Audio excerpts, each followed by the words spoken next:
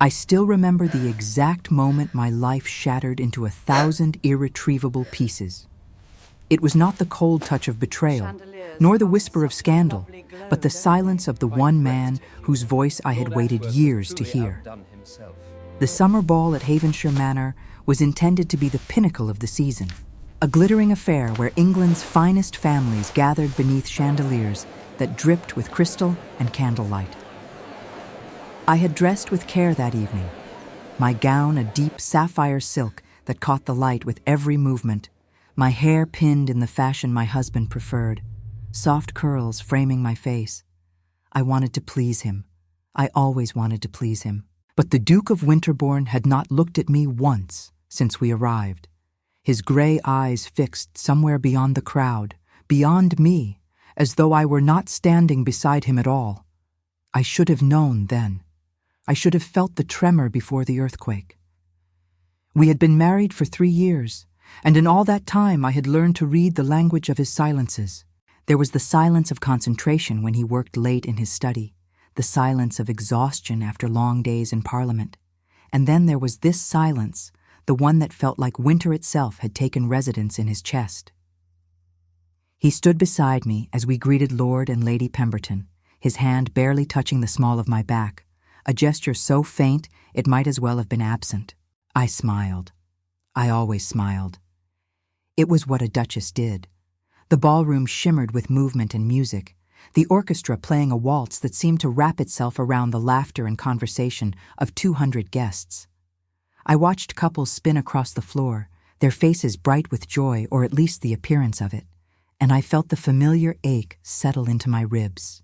I had once imagined that marriage would be like that, a dance where 2 people moved as one.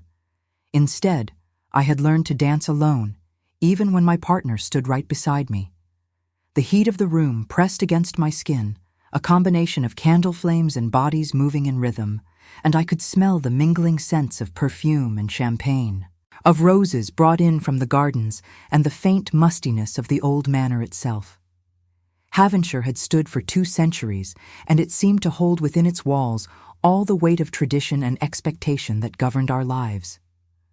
I felt suffocated by it, by the careful choreography of propriety, by the smiles that meant nothing and the conversations that said even less. My husband had barely spoken to me in the carriage ride over. He had sat across from me in the darkness, his profile illuminated only by the passing street lamps, and I had tried to find something to say that might bridge the distance between us. The weather was fine, I had offered, and he had nodded. Lady Pemberton sent word that she hopes to see us this evening, I had added, and he had murmured something non-committal. By the time we arrived, I had given up, retreating into the silence that had become my constant companion. It was Lady Constance who approached us first, her smile sharp as a blade hidden beneath silk. She was my husband's younger sister, a woman whose beauty was matched only by her cruelty, though society saw only the former. She wore crimson that evening, a color that seemed to announce her intentions before she even spoke. She kissed my cheek with the coldness of duty, her perfume overwhelming, and then turned her attention entirely to her brother. "Tell me, Edward," she said, her voice carrying just enough to be heard by those nearest to us. "Have you given any thought to what we discussed last week, about the arrangements for the estate? I know Eleanor has such modern ideas about these things, but surely you agree that tradition must be honored." I felt the words like a small cut, precise and intentional. She had a gift for it, this ability to wound without ever raising her voice. My husband said nothing, only nodded slightly, and I understood that whatever had been discussed, I had not been part of the conversation. I never was. Constance had made it her mission from the moment of our marriage to remind me that I was an outsider, that I had not been born into this world of titles and estates, that my father had been merely a gentleman of modest means whose greatest achievement was securing a match between his daughter and a duke. She lingered beside us for several more minutes, speaking only to Edward, asking about matters of the household and the tenants, about investments and repairs that needed to be made to the east wing of Winterbourne House. I stood there listening, my hands clasped before me, feeling like a piece of furniture that had been placed beside them for decoration.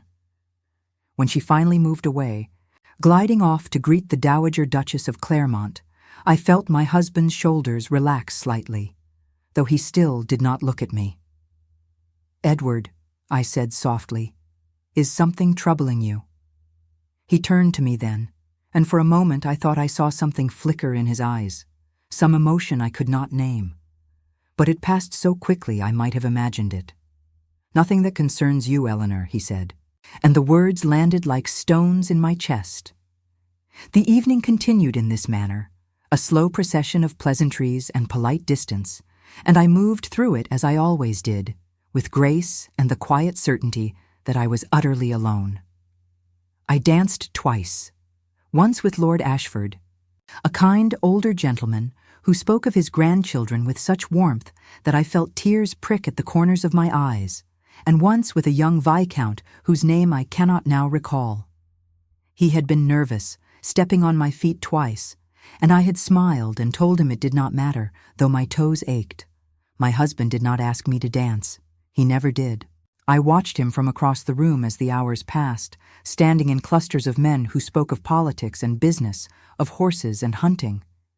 He looked so at ease among them, so confident and sure of himself, and I wondered how it was possible that this man, who could command the attention of a room with a single word, could not find it within himself to speak to his own wife. I thought of the early days of our courtship, when he had seemed almost eager to know me, when he had asked me about my thoughts on poetry and music, when he had looked at me as though I were something precious. That man had vanished so completely, I sometimes wondered if he had ever truly existed. It was near midnight when the world as I knew it came to an end. I had stepped out onto the terrace for air, the ballroom having grown too warm, too loud, too suffocating. The night was cool and clear, the gardens below bathed in moonlight, and I stood there breathing in the scent of roses and damp earth, trying to quiet the restless ache in my chest. The music drifted out through the open doors behind me, a waltz that sounded both beautiful and unbearably sad. I thought about leaving, about claiming a headache and asking for the carriage, but I knew it would only invite questions I did not want to answer. I did not hear her approach until she was already speaking. "How long did you think you could hide it, Eleanor?" I turned to find Lady Constance standing in the doorway, her expression a mixture of triumph and disgust. Behind her, I could see the shapes of other guests, their faces turning toward us with the curiosity of those who sense a spectacle about to unfold. My heart began to pound, a sick feeling rising in my stomach, though I did not yet understand why. "Hide what?" I asked, though my voice sounded strange even to my own ears, thin and uncertain. "Your affair," she said, and the word hung in the air like a thunderclap. "Do not insult us all by pretending innocence. I have seen the letters. I have seen the way you disappear for hours at a time, claiming visits to the poor or the sick. Did you think no one would notice? Did you think my brother would remain blind forever?" The terrace seemed to tilt beneath my feet. I reached for the stone balustrade to steady myself, my mind racing to comprehend what she was saying. Letters? There were no letters. I had no affair. I had barely left the house in months, except for the charitable work I had taken up to fill the endless empty hours of my days. I visited the families in the village, brought food and medicine, sat with the sick and the dying, because it was the only time I felt useful. The only time I felt like I mattered to anyone at all. "Constance," I said, my voice shaking now, "I do not know what you believe you have seen, but you are mistaken.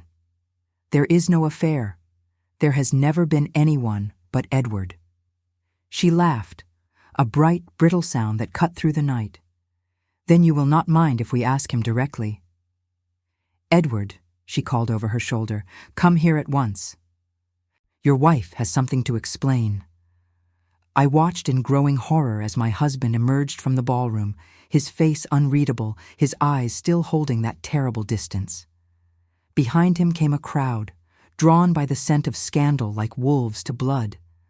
I saw Lady Pemberton, her fan fluttering before her face as though she might faint from the excitement. I saw Lord Ashford, confusion and concern written across his kind features. I saw the Dowager Duchess of Claremont, her expression one of grim satisfaction, as though she had been waiting for this moment, for proof that I had never belonged in their world. They gathered on the terrace, a wall of judgment and curiosity, and I felt my throat close with panic. "Tell them," Constance demanded, turning back to her brother. "Tell them what I found in her writing desk, the letters from that man, that poet from the village. Tell them how she has made a fool of you, of all of us." I stared at my husband, willing him to speak, to defend me, to tell them all that this was madness. I had no writing desk of my own. I used the small secretary in the morning room, and I had never locked it, never hidden anything within it. There were no letters from any poet. There was no one. There had never been anyone but him. But Edward said nothing. He only looked at me with those cold gray eyes, and in them I saw something far worse than anger. I saw belief. "Edward," I whispered, "please. You know this is not true. You know me." "Do I?" he said, and his voice was so quiet that only I could hear it. "Do I know you at all, Eleanor?" The words broke something inside me, something that had already been cracked and fragile. I felt it shatter, felt the pieces fall away into darkness. He believed her. Without question, without hesitation, without asking me for the truth, he believed his sister's accusation. And in that moment, I understood that whatever we had once been to each other, whatever hope I had carried for 3 long years, was gone. The world collapsed inward. The guests gasped and murmured, their voices rising in a tide of judgment and gossip, and I stood there frozen, unable to breathe, unable to think. I looked around at their faces, these people I had dined with, danced with, smiled at for 3 long years, and I saw nothing but condemnation. Not one of them spoke in my defense. Not one of them questioned the accusation. I was guilty in their eyes because I had been accused, and that was all that mattered. Lady Pemberton turned away from me, her fan snapping shut with a sound like a gunshot. The Dowager Duchess made a small noise of disgust. Even Lord Ashford, who had been so kind only an hour before, would not meet my eyes. I was alone, utterly and completely alone, standing in a circle of people who had already decided my fate. "I will not stay here and be humiliated," I said, and my voice broke on the last word. I turned and walked back into the ballroom, my vision blurred with tears I refused to let fall, not here, not in front of them.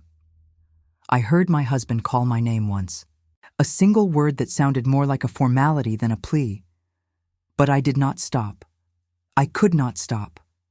If I stopped, if I turned back, I would fall apart entirely, and I would not give them that satisfaction. I found my cloak in the entrance hall, my hands shaking so badly I could barely fasten it. A servant offered to call for my carriage, but I shook my head. I could not wait.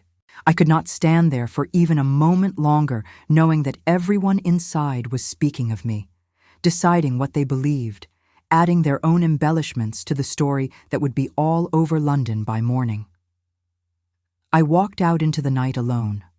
The road back to Winterbourne House was miles long, winding through the countryside in the darkness, but I did not care.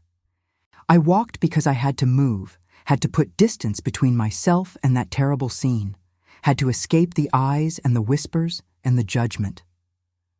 My slippers were meant for dancing, not walking, and within half a mile I could feel blisters forming.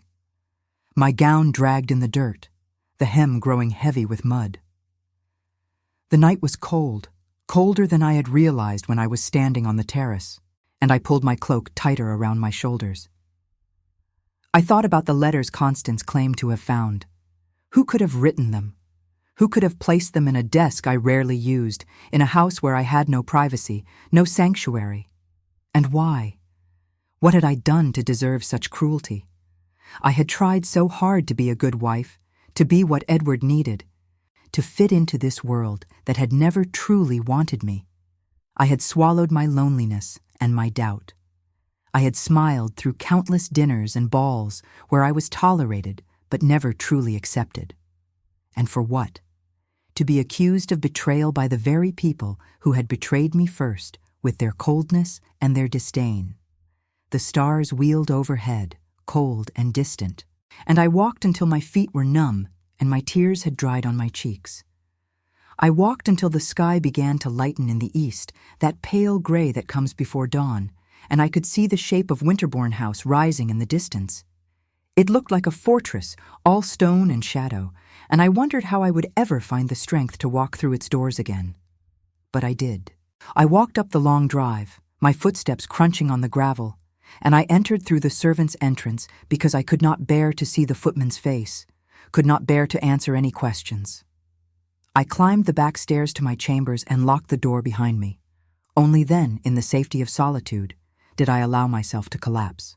I lay on the floor beside my bed, and I wept until there were no tears left, until my body ached and my throat was raw.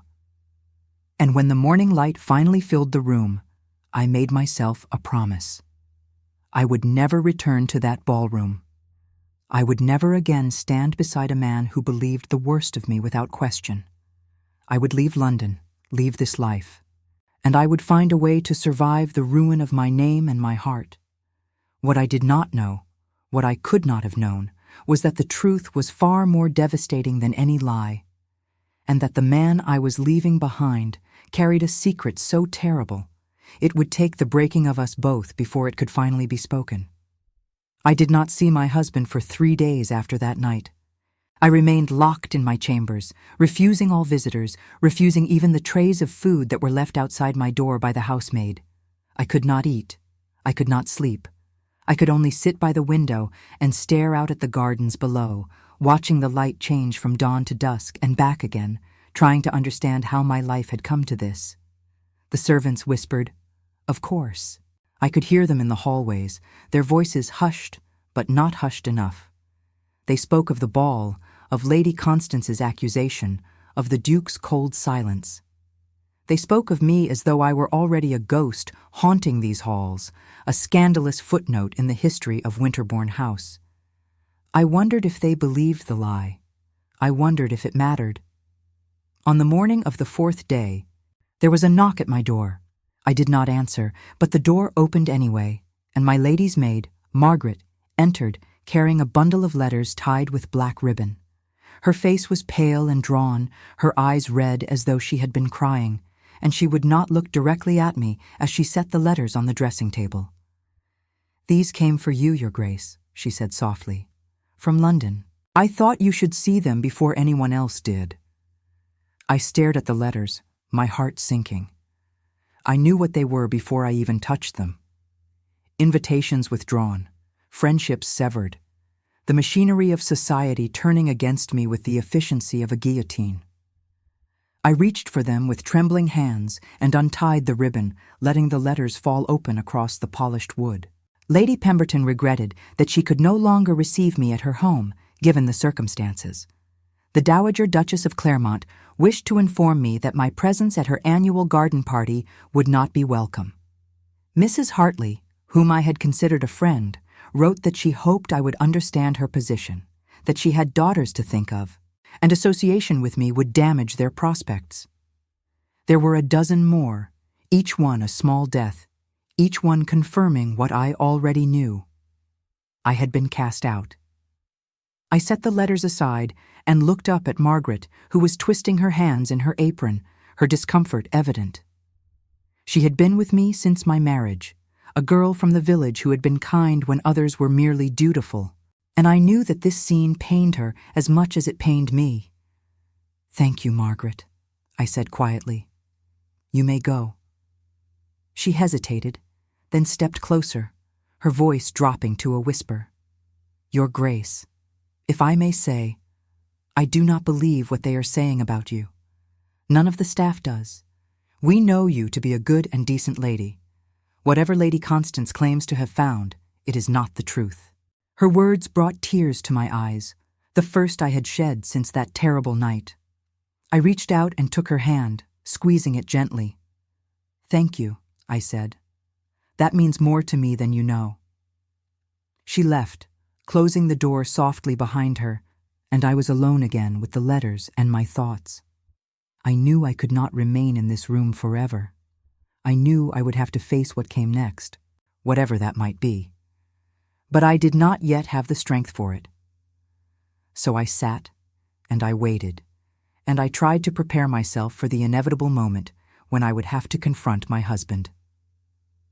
That moment came later that same afternoon. I heard his footsteps in the hallway, the deliberate tread that I had learned to recognize over 3 years of marriage, and then the door opened without ceremony. He stood in the doorway, tall and imposing in his dark coat, his face as unreadable as ever. We looked at each other across the length of the room, and the silence stretched between us like a chasm. "Eleanor," he said finally, his voice carefully neutral. "We need to speak." I rose from my chair by the window, smoothing my dress with hands that shook only slightly. I had dressed that morning for the first time in days, not because I cared about appearances, but because I needed to feel some measure of control over my own body, my own dignity. I wore a simple gray gown with no adornments, my hair pulled back in a severe knot. I looked like a woman in mourning, and perhaps I was. "Then speak," I said, lifting my chin. "Though I wonder what there is left to say. You have already made your judgment clear." Something flickered across his face, too quick for me to name. He stepped into the room and closed the door behind him, then stood with his back to it as though blocking my escape, or perhaps blocking his own. "Constance showed me the letters," he said. "They were addressed to you. They spoke of meetings, of affection, of things that should only exist between a husband and wife. What would you have me believe, Eleanor? That they were forgeries? That my sister invented them out of spite?" I felt anger rise in my chest, hot and unfamiliar. I had spent 3 years trying to be what he wanted, swallowing my pride and my hurt, and now he stood before me demanding that I defend myself against lies I had never told. I crossed the room until I stood directly in front of him, close enough to see the tension in his jaw, the shadows beneath his eyes that suggested he had slept as poorly as I had. "Yes," I said, my voice low and fierce. "That is exactly what I would have you believe, because it is the truth. I have never been unfaithful to you, Edward. Not in thought, not in deed, not in any way that matters. Those letters, whoever wrote them, were not meant for me and did not come from me. But you did not ask me that night. You did not question your sister's word. You simply looked at me with those cold eyes and decided I was guilty." He flinched, a barely perceptible movement, but I saw it. For a moment I thought he might apologize, might admit that he had been wrong. But the moment passed, and his expression hardened again. "What else was I to think?" he said. "You have been distant for months. You barely speak to me. You spend your days away from the house, and when I ask where you have been, you offer only vague answers about charity work. Can you blame me for doubting?" I stared at him in disbelief. "I have been distant?" I said, my voice rising. "You have not looked at me, truly looked at me, since the first year of our marriage. You speak to me only when necessary, and even then with such careful politeness that I might as well be a stranger. You discuss matters of the estate with your sister, but not with me. You attend to your duties in Parliament and your clubs and your business, and I am left here alone in this house with nothing but empty rooms and empty hours.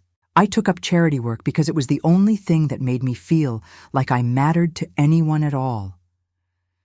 And now you accuse me of using it as a cover for infidelity?" The words poured out of me, years of silence breaking like a dam, and I could not stop them even if I wanted to. I saw him take a step back, saw something like pain cross his face, but I was beyond caring about his comfort now. "You want to know why I have been distant," I continued. "Because loving you has been like loving a shadow. Because I have tried and tried to reach you, and you have given me nothing in return. Because this marriage has been a slow suffocation, and I did not even realize I was dying until your sister accused me of the one thing I would never do. The one thing, Edward. And you believed her." The silence that followed was deafening. He stood there, his hands clenched at his sides, his face pale. I waited for him to say something, anything, but he only looked at me as though seeing me for the first time. And perhaps he was. "I did not know," he said finally, his voice barely above a whisper. "I did not know you felt this way." "How could you not know?" I asked, exhausted now, the anger draining out of me as quickly as it had come.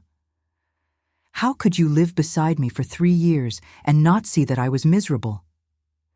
He had no answer for that.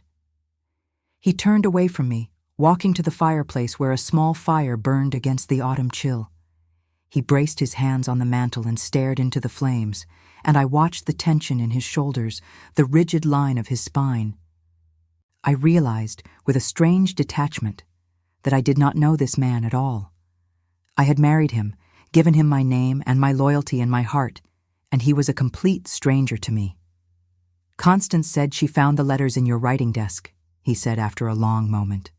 "She said there were 5 of them, all from the same man, a poet named Thomas Gray from the village. She said they spoke of stolen moments and promised meetings. She was very convincing, Eleanor." "Because she was lying," I said. "I do not have a writing desk, Edward.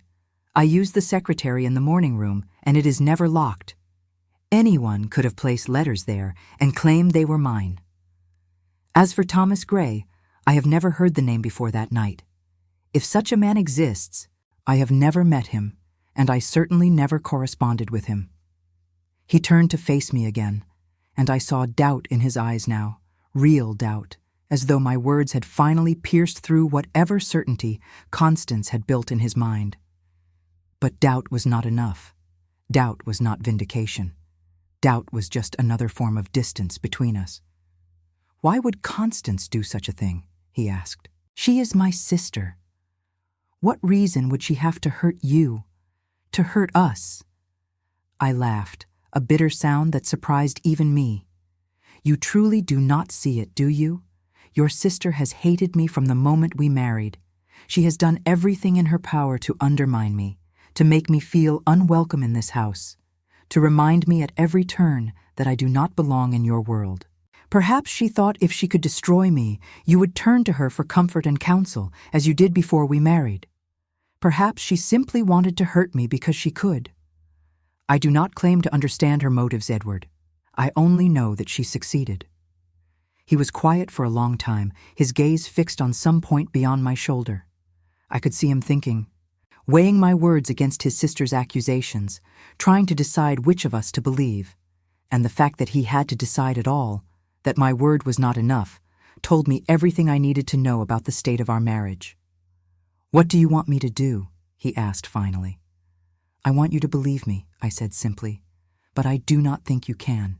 And even if you could, I am not certain it would matter. The damage is done, Edward. London society has turned against me.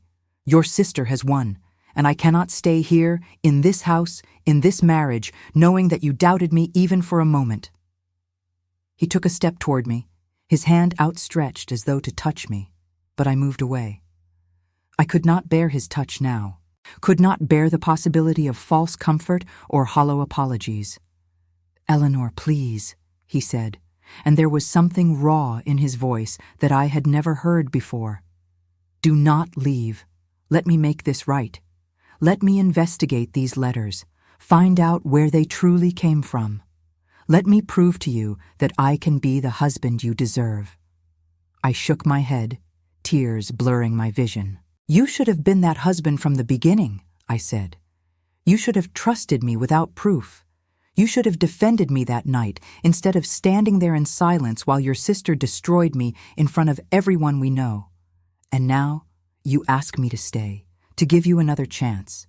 But what you are really asking is for me to forget my own pain and put your comfort first, just as I have done for 3 years. "That is not what I am asking," he said, his voice breaking slightly. "I am asking for a chance to atone. I am asking you not to give up on us." I looked at him, this man I had loved so desperately and so hopelessly, and I felt something inside me let go. It was not anger anymore, and it was not even sadness. It was simply acceptance. We had broken something that could not be repaired, not with words and not with time. "I am going to stay with my aunt in the country," I said quietly. "I will leave in the morning.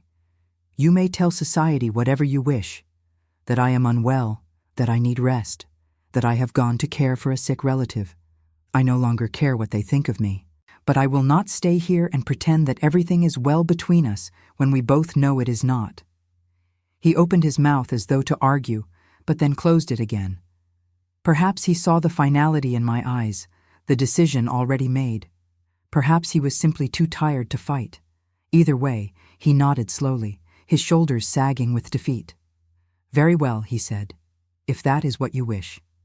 "It is," I replied, though the words felt hollow even as I spoke them. He left then, without another word, and I listened to his footsteps retreat down the hallway until there was only silence. I stood in the center of the room, alone once more, and I realized that I had been alone all along. The marriage had been a ghost, a pretty illusion that had dissolved the moment it was tested, and I was done mourning it. That night, I packed my trunks by candlelight, folding dresses and shawls with methodical precision, trying not to think about what I was leaving behind. Margaret helped me, her face solemn but understanding, and when we were finished, she embraced me briefly, whispering that she would pray for me. The next morning, a carriage was waiting in the drive. I descended the stairs with my head held high, refusing to look back at the house that had never truly felt like home. My husband was not there to see me off. Perhaps he was in his study, or perhaps he had left early for Parliament. It did not matter. We had said everything there was to say. As the carriage pulled away, I watched Winterbourne House grow smaller in the distance, its gray stone walls and tall windows receding into memory. And I thought about the woman I had been when I first arrived there 3 years ago, young and hopeful and so desperately in love. That woman was gone now, left behind in the wreckage of a marriage that should never have been. What I did not know, as the countryside rolled past and the city faded behind me, was that my husband stood at the window of his study watching me leave, and that he held in his hand a single piece of paper, a confession from a housemaid who had been paid by Lady Constance to plant the letters in my desk, a confession that had arrived that very morning, too late to stop me from going, too late to undo the harm that had been done. My aunt's cottage stood at the edge of a small village in Derbyshire, far from the noise and judgment of London. It was a modest house with ivy climbing its stone walls and a garden that had been allowed to grow wild in recent years. My aunt, Lady Catherine Hartwell, had been widowed young and had chosen to live out her days in this quiet corner of England, away from the society that had once defined her. When I wrote to her explaining that I needed refuge, she had responded immediately with an invitation that required no explanations and offered no questions. It was exactly what I needed. The journey took 2 days, and I spent most of it staring out the carriage window, watching the landscape change from the manicured estates of the wealthy to the rolling hills and simple farms of the countryside. I felt as though I were shedding layers of myself with every mile, leaving behind the Duchess, the wife, the woman who had tried so hard to please everyone and had pleased no one. By the time we arrived at my aunt's gate, I was exhausted but strangely lighter, as though I had set down a burden I had been carrying for far too long. My aunt met me at the door, her silver hair pulled back in a simple knot, her face lined with years but still beautiful. She embraced me without a word, holding me close for a long moment, and I felt something crack inside me, the last of my composure crumbling. I wept in her arms there on the threshold, great heaving sobs that shook my entire body, and she simply held me and stroked my hair and murmured soft words that meant nothing and everything. When I finally pulled away, she guided me inside to a small sitting room where a fire had been lit against the autumn chill. She poured me tea from a worn porcelain pot and sat across from me, her hands folded in her lap, waiting. I told her everything then, the whole sordid tale. From the coldness of my marriage to the accusation at the ball, to the letters I had never written, and the husband who had not believed me. She listened without interrupting, her expression growing darker with each detail, and when I finished, she leaned forward and took my hands in hers. "My dear child," she said, her voice fierce despite its gentleness. "You have been wronged in the worst possible way, not just by that vicious woman, but by a man who promised to honor and protect you and failed at both. I am glad you came to me. You will stay here as long as you need, and we will decide together what comes next." I nodded, grateful beyond words for her kindness, for the simple fact of being believed without question. In that moment, I understood why she had chosen this life of solitude. There was a peace in distance, a safety in being invisible to the world that judged and condemned so easily. The first weeks in Derbyshire passed in a haze of quiet days and restless nights. I walked in the gardens, helped my aunt with small tasks around the house, and tried not to think about London or my husband or the life I had left behind. But thoughts have a way of creeping in unbidden, especially in the dark hours before dawn, and I found myself lying awake, wondering what Edward was doing, whether he missed me at all, whether he had even noticed I was gone. My aunt never pressed me to talk, but she was always there when I needed her, offering tea or a walk or simply her presence. She had her own sadness, I realized, her own losses that she carried with grace and quiet dignity. Her husband had died in a hunting accident 20 years earlier, and she had never remarried, choosing instead to retreat from a society that expected her to move on, to find another match, to continue playing the game. She understood better than anyone what it meant to step away from expectations, and her example gave me courage. It was nearly a month after my arrival that the first letter came from Edward. I recognized his handwriting on the envelope, that precise script that had once seemed so elegant and now just looked cold. My hands shook as I opened it, not knowing what to expect, whether it would be anger or apology or simply a formal inquiry about my health. It was none of those things. "Eleanor," he wrote, "I have discovered the truth about the letters. My sister paid a housemaid to forge them and place them in your desk. The maid confessed 2 days after you left, though by then you were already gone. I confronted Constance, and she admitted to everything. She said she did it because she believed you were not worthy of our family name, because she thought I would be better off without you. I have severed all ties with her. She is no longer welcome at Winterbourne House or in my life. I know this does not undo the harm that has been done. I know I failed you in the most profound way possible, but I am writing to tell you that I know the truth now, and to beg your forgiveness. Please come home. Please give me a chance to make this right. Yours, Edward." I read the letter 3 times, each time feeling a different emotion. Relief that the truth had finally come to light. Anger that it had taken a confession from a servant rather than faith in his own wife. Sadness that even now his words felt measured and careful, as though he were writing to a business associate rather than the woman he had married. And beneath it all, a deep weariness at the thought of returning to a life that had brought me so little happiness. I showed the letter to my aunt, who read it in silence and then set it aside with a small shake of her head.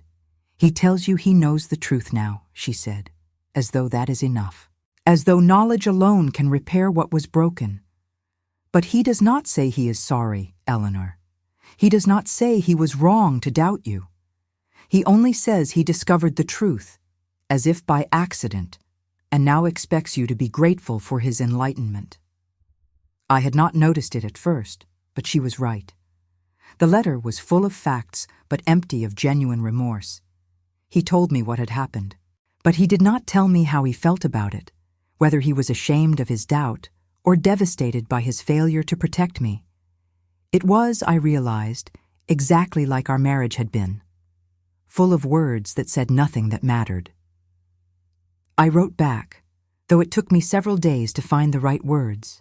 I told him I was glad the truth had been revealed, that I hoped he understood now the depth of his sister's cruelty and his own failure. But I did not say I forgave him, and I did not say I would return. I told him I needed time, space to heal from wounds that went far deeper than a single night of public humiliation. I told him I would write again when I was ready, but that he should not expect it to be soon. His response came within a week, longer this time, more desperate in tone though still painfully formal. He wrote about how empty the house felt without me, how he had not realized until I was gone how much of my presence had filled the rooms even when we barely spoke. He wrote about society's questions, the rumors that continued to swirl despite Constance's disgrace, and how he had defended my name to everyone who would listen. He wrote that he was attending to matters I had once cared about, the tenants in the village, the improvements to the estate, as though taking up my abandoned duties might somehow bring me back. I did not write back immediately. Instead, I let the letter sit on my dressing table, a constant reminder of the choice before me. I could return to London, resume my place as the Duchess of Winterbourne, and try to rebuild something from the ruins of our marriage. Or I could stay here, in this quiet refuge, and begin to build a new life entirely, one that belonged only to me. The autumn deepened into winter, and the countryside transformed into something stark and beautiful. Snow fell in soft drifts across the fields, and the cottage grew cold despite the fires we kept burning in every room. My aunt and I spent our evenings reading together, or working on embroidery, or simply sitting in companionable silence. It was a simple life, but there was something deeply satisfying about its simplicity. I was not performing for anyone. I was not trying to be anything other than what I was. But I could not escape the past entirely. More letters came from Edward, each one revealing a little more of the man beneath the distant exterior I had known. He wrote about his childhood, about the pressure he had felt to be perfect, to never show weakness, to always maintain the dignity of the title he carried. He wrote about his father, who had been cold and exacting, and how he had learned early that emotions were something to be controlled, hidden, denied. He wrote that he had not known how to love me the way I deserved, because he had never been taught what love looked like beyond duty and obligation. These letters moved me in ways his first attempts had not. They felt honest, raw in a way he had never been in person. I began to see him not as the cold duke who had failed me, but as a man who had been shaped by forces beyond his control, who had hurt me not out of malice, but out of fear and ignorance. It did not excuse what he had done, but it helped me understand it. Winter gave way to early spring, and with the thaw came a decision I could no longer postpone. My aunt sat with me one evening as I held Edward's latest letter in my hands, and she asked me the question I had been avoiding. "What do you want, Eleanor?" she said gently. "Not what you think you should want, or what would be proper, or what would make him happy. What do you truly want for your life?" I thought about it for a long time before answering. "I want to matter," I said finally. "I want to be seen and heard and valued. I want a partnership, not a performance. I want to wake up in the morning and feel joy instead of dread. And I do not know if I can have those things with Edward. I do not know if he is capable of giving them to me." "Then you have your answer," my aunt said. "You cannot return to him hoping he will change. You can only return if you believe he already has, or if you are willing to accept him as he is and build something new together. Otherwise, you will be returning to the same loneliness you fled, only now, with the added weight of forgiveness he has not truly earned." Her words settled into my heart with the finality of truth.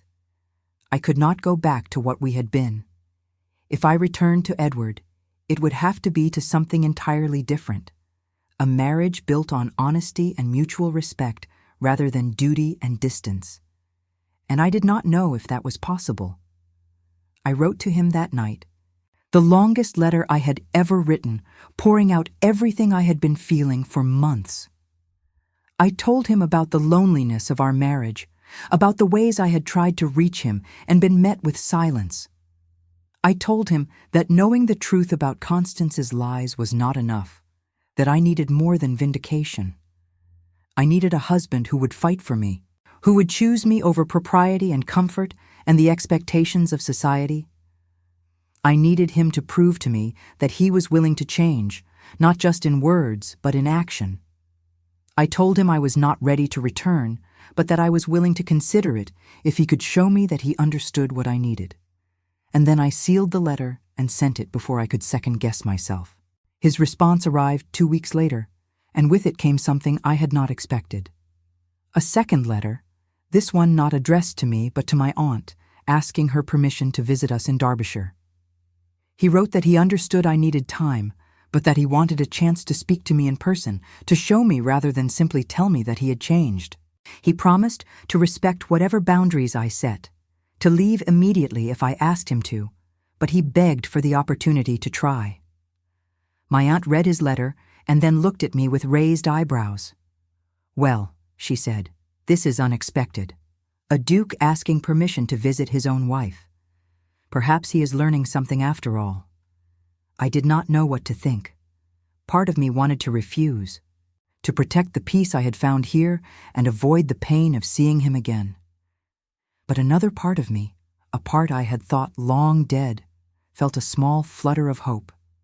He was asking, not demanding. He was acknowledging my need for space, my right to set terms. It was such a small thing, but it was more than he had ever given me before. I told my aunt she could write back and grant him permission to visit, but only for a single afternoon, and only if he came alone. I would hear what he had to say, and then I would decide whether there was anything left between us worth saving. The day of his arrival, I was nervous in a way I had not been since our courtship. I changed my dress 3 times, finally settling on a simple blue muslin that had always been one of my favorites.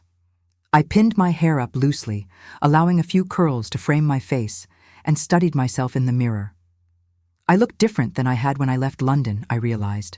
Thinner, perhaps, but also stronger somehow, as though the months of solitude had burnished away something false and left behind only what was real. When his carriage appeared on the lane, my heart began to pound. I watched from the window as he stepped down, looking around at the modest cottage and the wild garden with an expression I could not read. He had traveled alone, as I had requested, without even a valet, and he looked tired, lines etched around his eyes that I did not remember from before. My aunt greeted him at the door and led him into the sitting room where I waited. And then we were face to face for the first time in 4 months, and the air between us felt heavy with everything that had been said and left unsaid.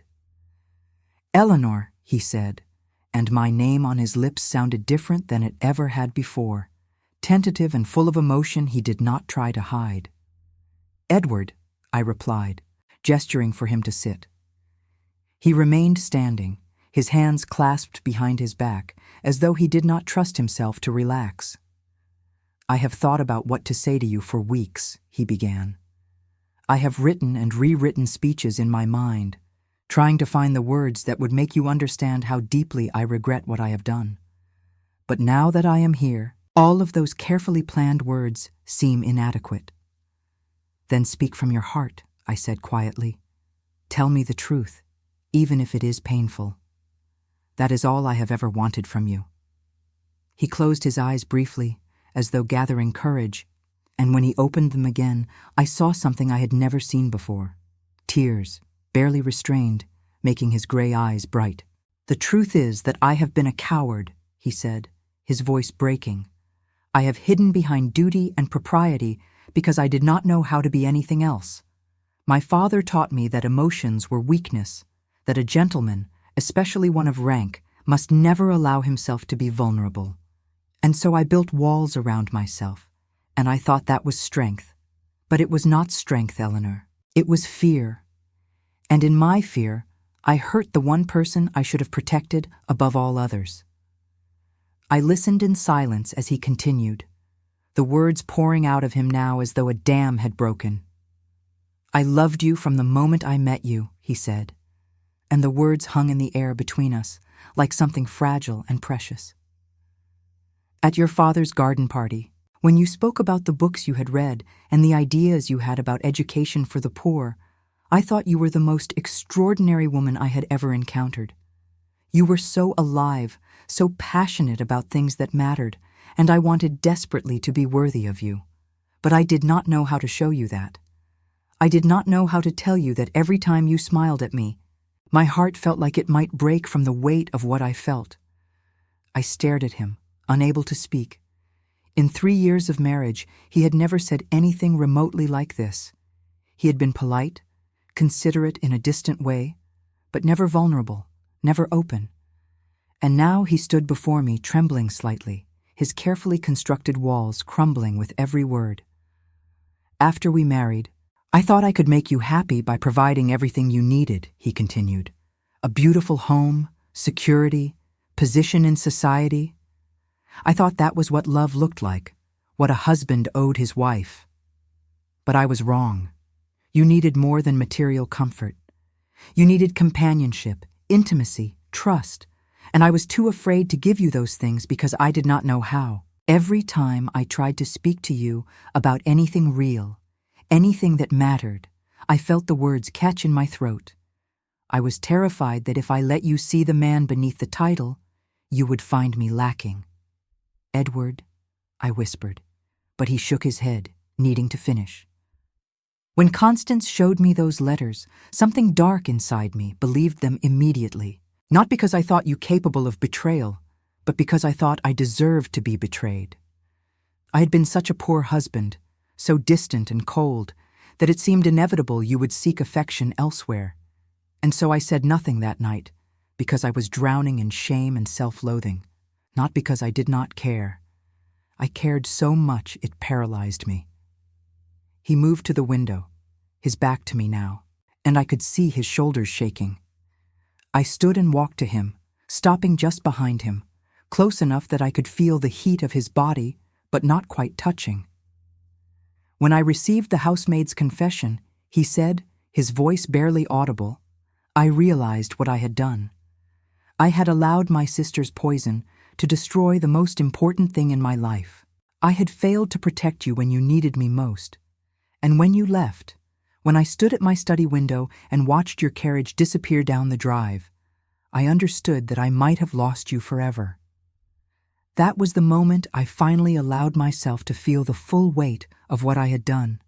And Eleanor, it broke me.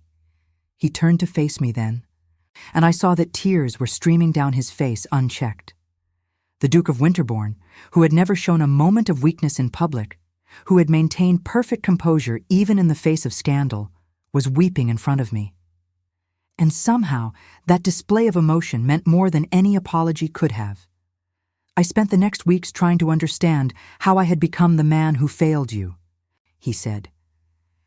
I dismissed most of the household staff who had been loyal to Constance, including the ones who had known about her scheme, and said nothing.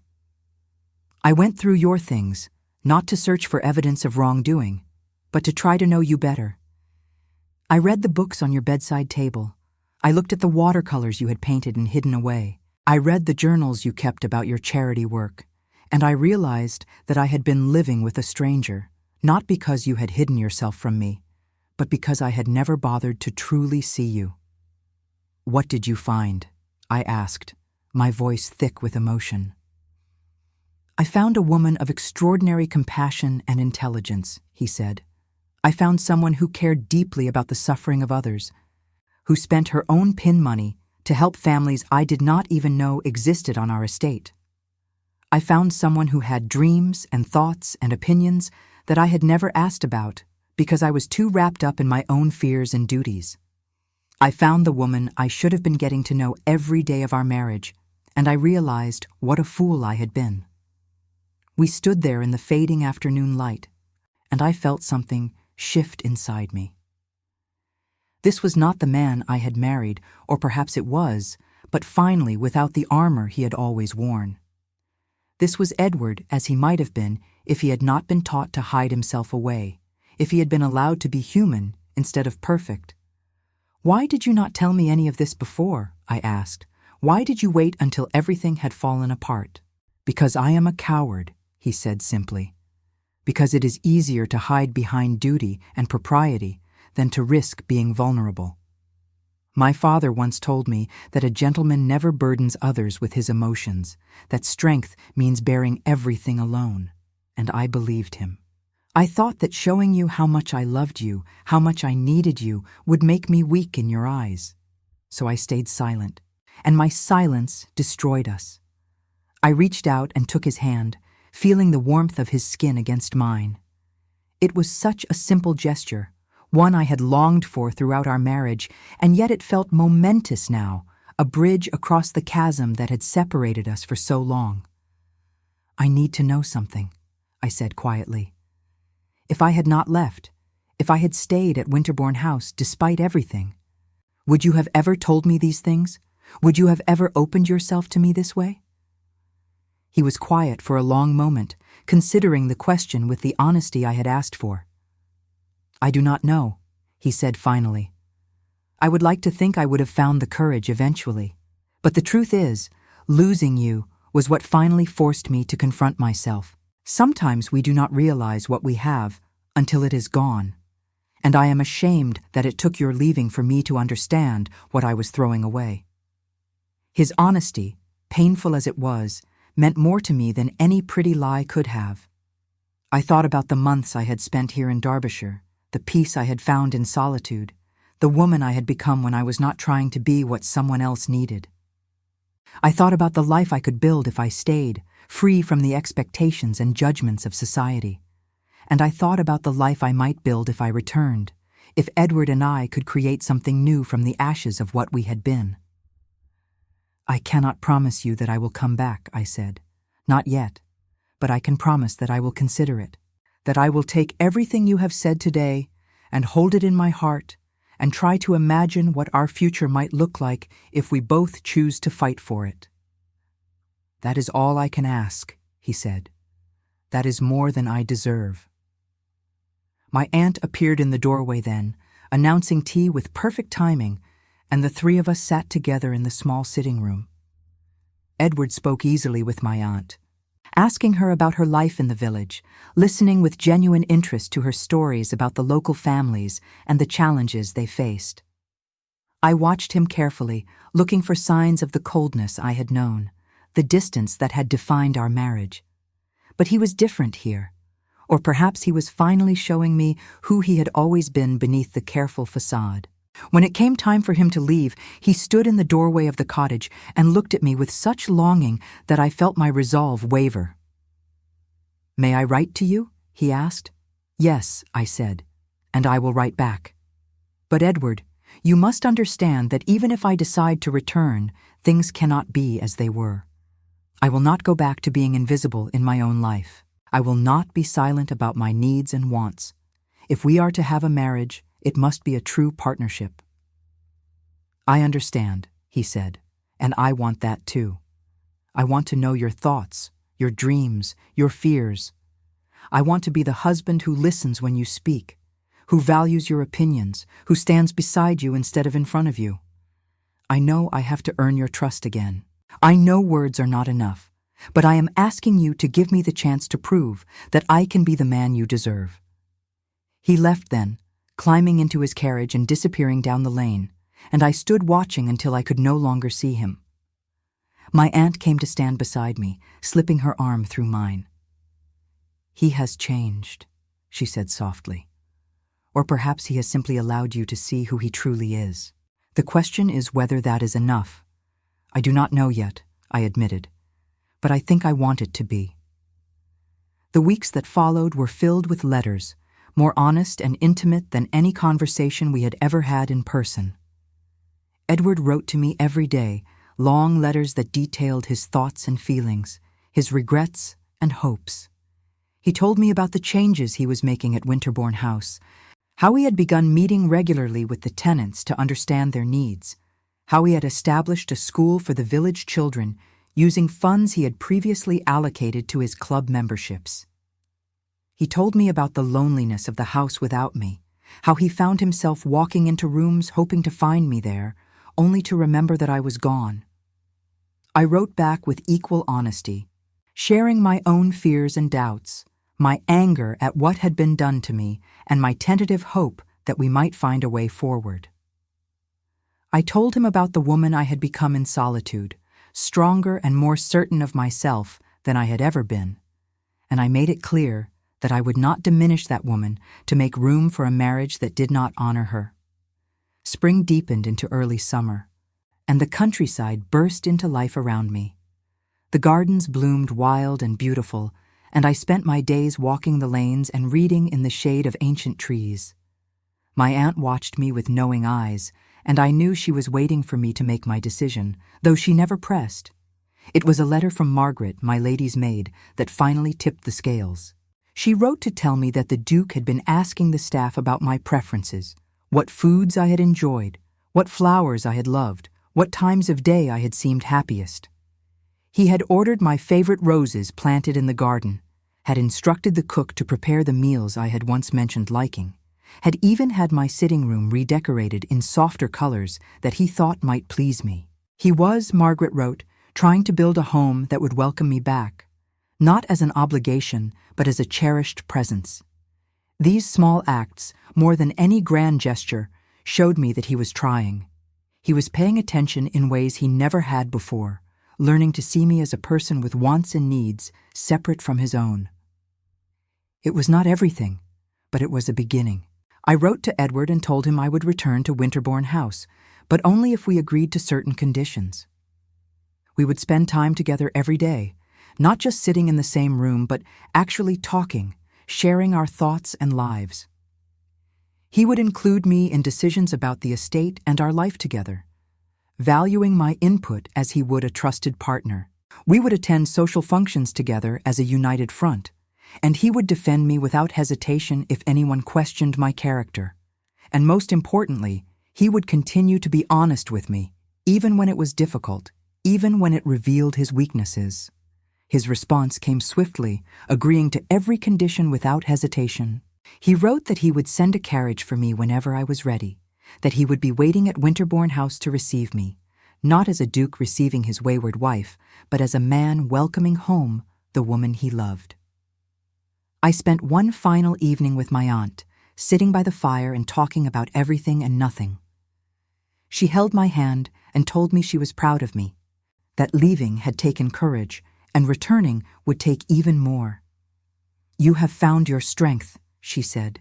"Do not ever let anyone take that from you again, not even a husband who loves you, especially not a husband who loves you." The journey back to Winterbourne House felt different from my departure.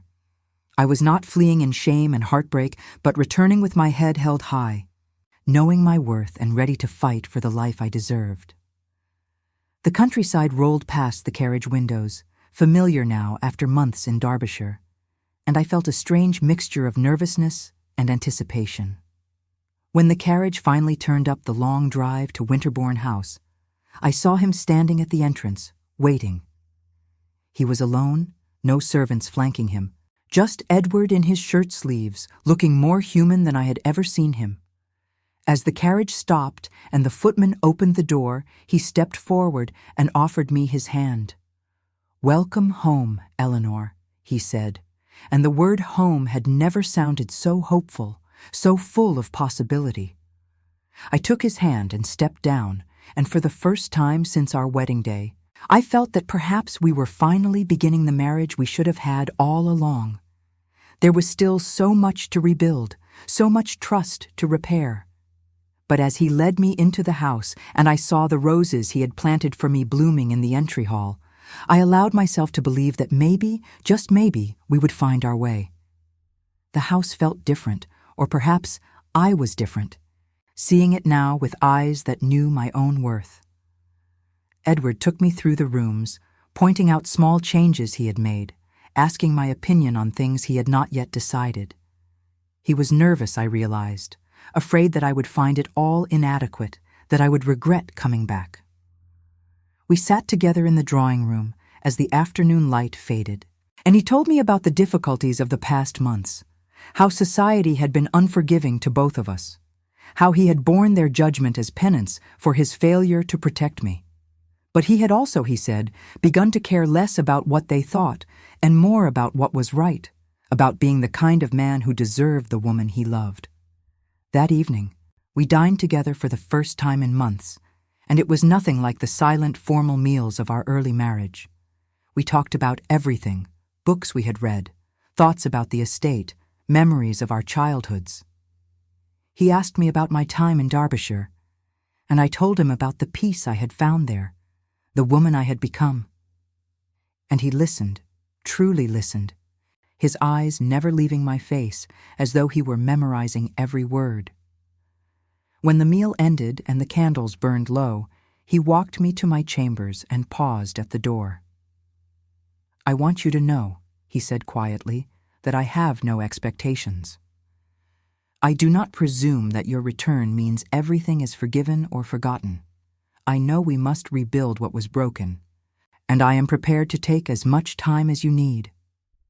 I nodded, grateful for his understanding. But as he turned to leave, I reached out and caught his hand. "Edward," I said, and he turned back, hope and fear mingled in his eyes. "Thank you for being patient with me. Thank you for changing, for trying. It means more than you know." He brought my hand to his lips and kissed it gently. "You are worth every effort, every sacrifice, every moment of discomfort," he said. "I will spend the rest of my life proving that to you, if you will let me." As I closed the door to my chambers and prepared for bed, I felt something I had not felt in years.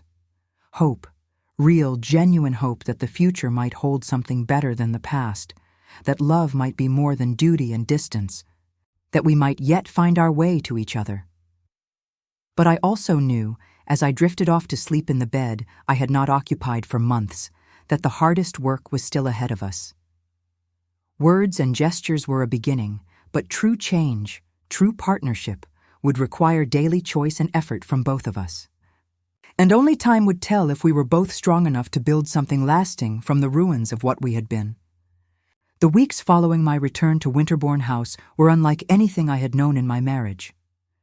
Edward kept every promise he had made, and slowly, carefully, we began to build something new from the broken pieces of what we had been. Every morning, we took breakfast together in the small morning room rather than the formal dining hall, and we talked about our plans for the day, our thoughts, our dreams. He asked my opinion on estate matters and actually listened to my suggestions, implementing many of them with a respect that still surprised me. In the evenings, we walked through the gardens together, his hand sometimes finding mine as we discussed everything from politics to poetry to the small dramas of the household staff. But it was not easy. There were moments when I caught him retreating into old habits, closing himself off when emotions became too intense, and I had to remind him gently that I needed him to stay present, to stay open. There were nights when I woke from nightmares of that terrible ball, of standing alone while everyone I knew turned their backs on me, and I had to remind myself that I was no longer that woman, that I had found my strength and would never lose it again. And there were days when the weight of what had happened threatened to crush the fragile new thing we were building, when old hurts rose up and demanded to be acknowledged. One such day came about a month after my return. We had been invited to a ball at the home of the Earl of Ashford, the first major social event we would attend together since the scandal. I knew we could not hide forever, that eventually we would have to face society and show them that we were united, that the rumors and judgments meant nothing. But as the evening approached, I felt my anxiety rising, my hands shaking as Margaret helped me dress. Edward found me sitting at my dressing table, staring at my reflection with an expression that must have betrayed my fear. He dismissed Margaret with a gentle word and came to stand behind me, his hands resting lightly on my shoulders. "You do not have to do this," he said quietly. "We can send our regrets. We can wait until you are ready." I looked at his reflection in the mirror, at the concern in his eyes, and I felt a surge of gratitude for his understanding. But I also knew that hiding would solve nothing, that I needed to face those people and show them that I was not ashamed, that I had nothing to apologize for. "No," I said, straightening my spine. "I want to go. I need to go. But I need to know that you will be beside me, that if anyone says anything, anything at all, You will defend me without hesitation." "I will," he said, and the certainty in his voice gave me courage. "Eleanor, I will stand beside you tonight and every night for the rest of our lives. Anyone who questions your honor will answer to me. Anyone who treats you with anything less than the respect you deserve will no longer be welcome in our lives. This I promise you." He offered me his arm, and together we descended the stairs to where the carriage waited. The drive to Lord Ashford's estate was silent, both of us lost in our own thoughts, but Edward's hand found mine in the darkness and held it tightly. It was such a simple gesture, but it meant everything. I was not alone. I would never be alone again. The ballroom was already full when we arrived. The cream of London society gathered in their finest clothes and jewels. I felt every eye turn toward us as we were announced, felt the whispers ripple through the crowd like wind through grass. But Edward did not falter. He led me into the room with his head held high, his hand firm on my arm, and the message was clear. We were together. We were united. And we would not be cowed by gossip or judgment.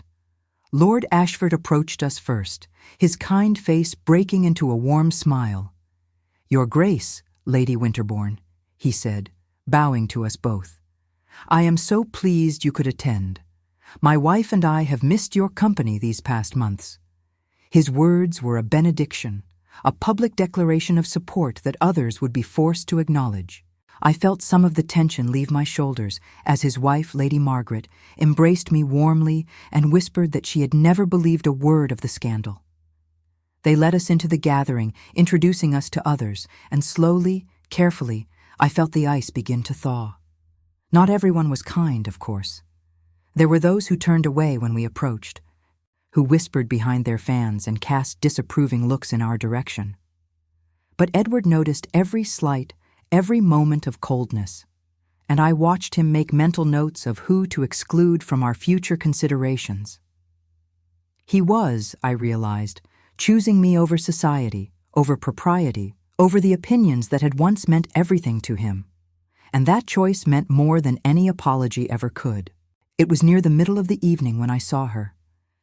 Lady Constance stood across the ballroom, her crimson gown like a wound against the pale silks and pastels around her. Our eyes met across the crowd, and I saw something flicker in her face, something that might have been regret or might have been hatred. I could not tell, and found that I did not care. She had tried to destroy me and had failed. She had lost her brother, her position in society, her power, and I had survived. Edward followed my gaze, and his expression hardened. "Do you want to leave?" he asked quietly. "No," I said. "I want to dance." He looked surprised, then pleased, and led me onto the floor as the orchestra began a waltz.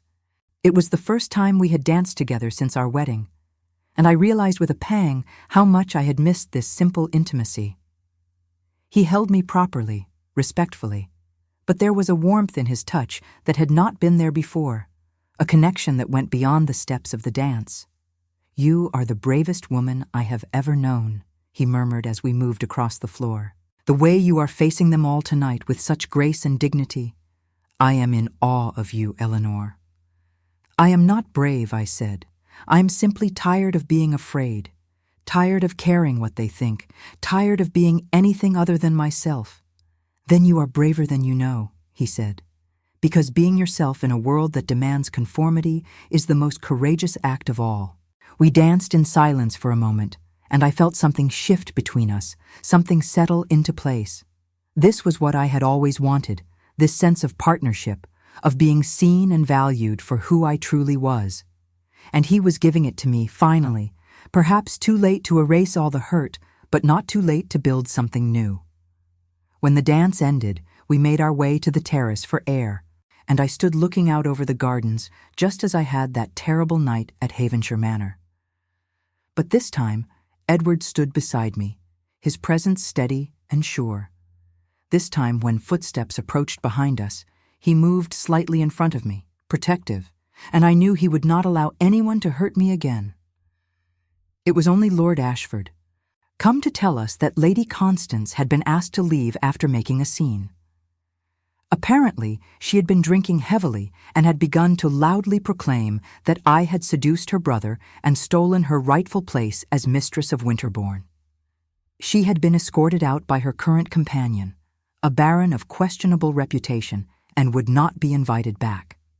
"I am sorry you had to witness her disgrace," Lord Ashford said gently. "I know she is your sister, Your Grace." "She is no longer my sister in any way that matters," Edward said firmly. "She made her choices, and she must live with the consequences. My loyalty is to my wife, now and always." After the ball, as we rode home in the carriage, I felt a weight lift that I had been carrying since that terrible night. We had faced society together and survived. We had shown them that we would not be broken by gossip or scandal. And more importantly, Edward had proven that he meant what he said, that he would choose me over anyone and anything. The months that followed brought a peace I had never known. We fell into rhythms that felt natural rather than forced. Mornings spent discussing estate business over breakfast, afternoons where I attended to my charity work while he managed his duties in Parliament, evenings spent reading together or simply talking by the fire. He began to share with me his fears and doubts about his responsibilities, and I shared with him my dreams for the schools I wanted to establish for the village children. We became partners in the truest sense, two people working toward common goals, supporting each other's visions. There were still difficult moments, times when the past threatened to intrude on the present. I struggled with trusting him completely, with believing that he would not retreat into coldness again when things became challenging. And he struggled with his ingrained habits of emotional restraint, with the voice of his father still echoing in his mind, telling him that vulnerability was weakness. But we talked about these struggles openly, and that openness itself became our greatest strength. One evening, as autumn began to paint the countryside in gold and crimson, Edward asked me to walk with him to a part of the estate I had never visited. We rode out on horseback, something I had not done since my return, and he led me to a small clearing where a cottage stood, newly restored and surrounded by gardens that were clearly tended with great care. "I had this prepared for you," he said, dismounting and helping me down. "A place that is entirely yours, where you can come to write or paint or simply be alone when you need solitude. I know that your time in Derbyshire taught you the value of having space that belongs only to you, and I do not want you to lose that just because you have returned to me." I walked through the cottage in wonder, taking in the writing desk positioned by a window with a perfect view of the valley, the shelves already filled with books I had mentioned loving, the easel set up with paints and canvases. He had thought of everything, had created a sanctuary where I could be entirely myself without performance or pretense. I turned to him with tears in my eyes. "This is the most thoughtful gift anyone has ever given me," I said. "Thank you, Edward. Thank you for understanding what I need." He pulled me into his arms, holding me close in a way he never had in the early years of our marriage. "I am still learning how to love you the way you deserve," he said softly. "But I promise I will never stop trying. You have taught me that love is not about grand gestures or perfect composure. It is about seeing someone clearly and choosing them every day, in small ways and large." We stood there in the cottage as the light faded, wrapped in each other's arms, and I felt a completeness I had never thought possible. This was what I had been searching for through all those lonely years. Not perfection, but presence, not distance, but connection. And we had finally found it, hard-won and all the more precious for the journey it had taken to get here. Winter came, and with it a softness between us that felt like coming home. We hosted a small Christmas gathering at Winterbourne House, inviting only those who had stood by us during the scandal and who had proven themselves true friends. Lord and Lady Ashford came, along with several families from the village whose lives we had touched through our charity work. My aunt made the journey from Derbyshire, and I watched with joy as she and Edward spoke together easily, his respect for her wisdom evident in every word. On Christmas Eve, after our guests had retired, Edward and I sat together by the fire in our private sitting room.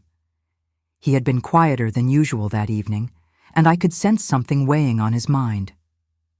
Finally, he reached into his pocket and withdrew a small velvet box. "When we married," he said, opening the box to reveal a delicate ring set with sapphires, "I gave you the Winterbourne ring, the one that has been passed down through generations. It was expected, traditional, a symbol of duty and lineage. But I want to give you something that is just from me to you, something that represents not the Duchess you became, but the woman you are." He took my hand and slipped the ring onto my finger beside my wedding band.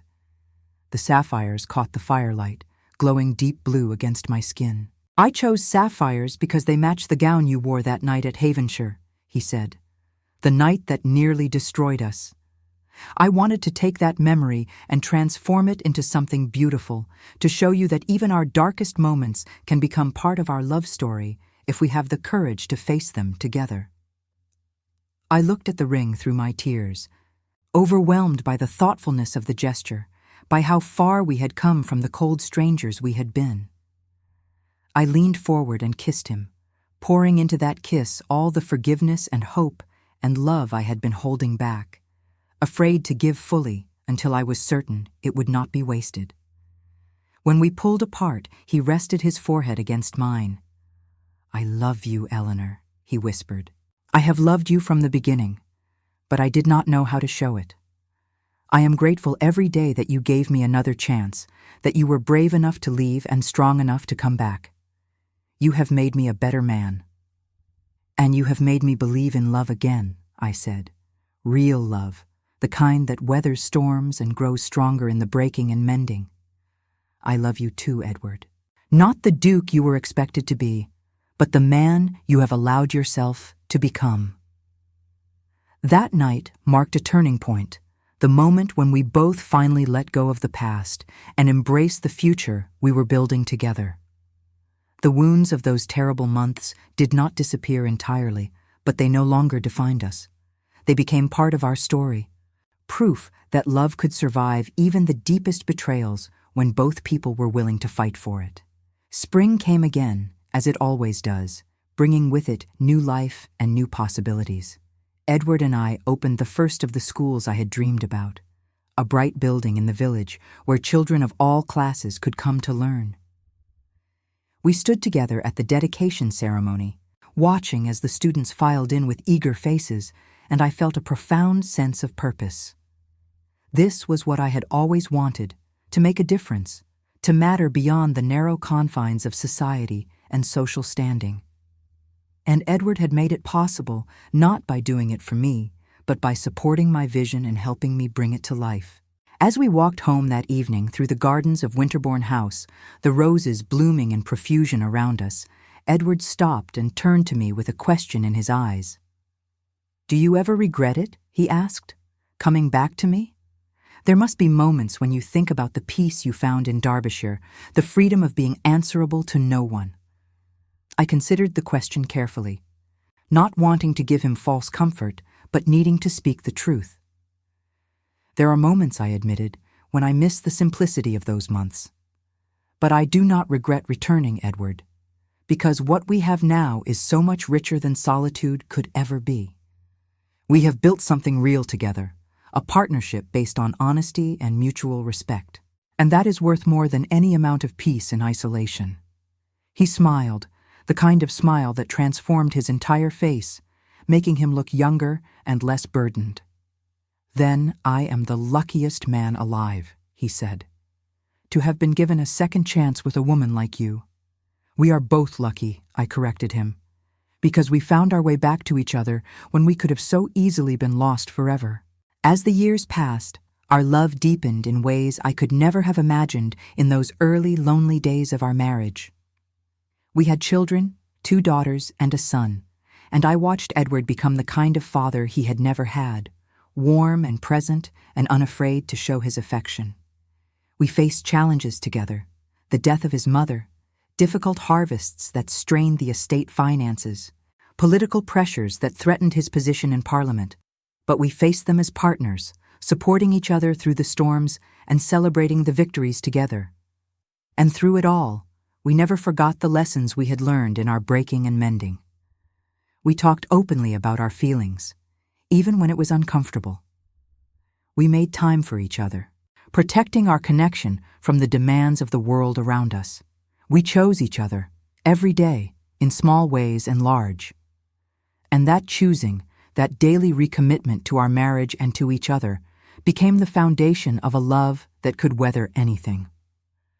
Looking back now from the vantage point of many years, I can see that the woman I was that terrible night at Havenshire Manor needed to be destroyed so that a stronger woman could emerge from the ashes. I needed to leave in order to find myself, to understand my own worth independent of anyone else's judgment. And Edward needed to lose me in order to understand what he had taken for granted, to face his own fears and limitations and choose to become something better. The scandal that nearly destroyed us became, in the end, the making of us. It burned away everything false and left only what was real and true and worth fighting for.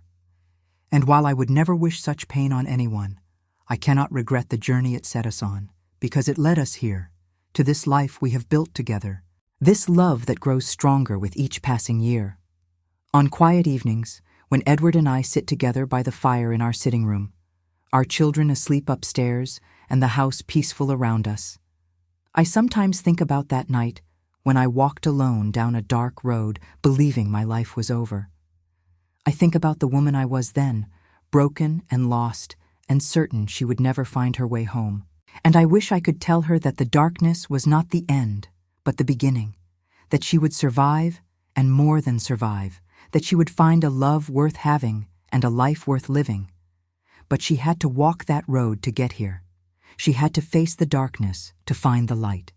And in the end, that journey made all the difference. Edward looks up from the letter he is reading and catches me watching him. "What are you thinking about?" he asks, setting the letter aside and giving me his full attention, as he always does now.